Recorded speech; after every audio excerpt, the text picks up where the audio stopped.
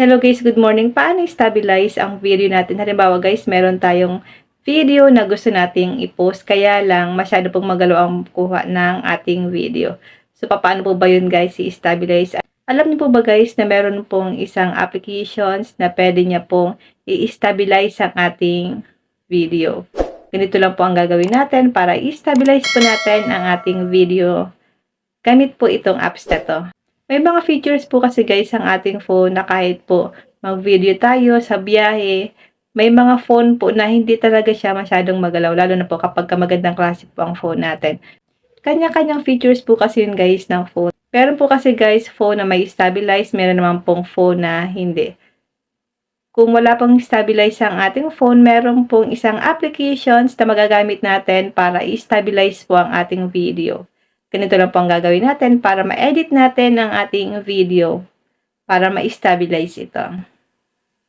Punta lang tayo sa ating Play Store. Then dito po sa may search engine, i-type nyo lang dito ang CapCut. Ito po ang gagamitin nating applications para ma-stabilize ang ating video.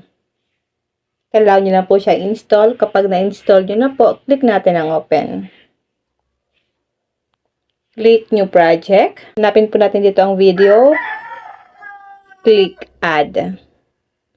Ayan guys, play muna natin ang video.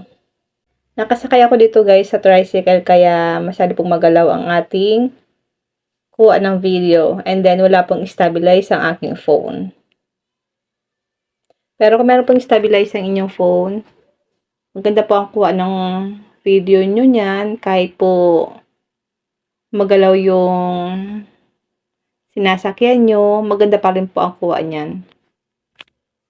Ngayon guys, click natin ang video. Then dito po sa baba, swipe nyo po pa left, hanapin nyo po ang stabilize. Click natin ang stabilize. Meron siya ditong minimal cropping, recommended most stable. Piliin natin itong recommended most stable. Then kapag nag-check na po dyan, click nyo po ang check sa baba. Ngayon, i-play natin. So, hindi na po siya katulad ng dati na masyadong magalaw. Pero may part talaga guys na masyadong magalaw. Depende kasi guys sa kuha. Compare naman guys nung una, di ba guys?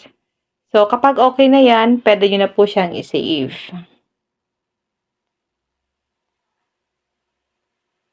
Ayan, ganun lang po ang gagawin nyo once na gusto nyo pong i-stabilize ang inyong video. Dito guys, pwede po tayo mag-stabilize ng video using CapCut kasi free lang po ito sa CapCut. Yun lang guys, sana po may natutunan ka sa aking video. Thank you for watching.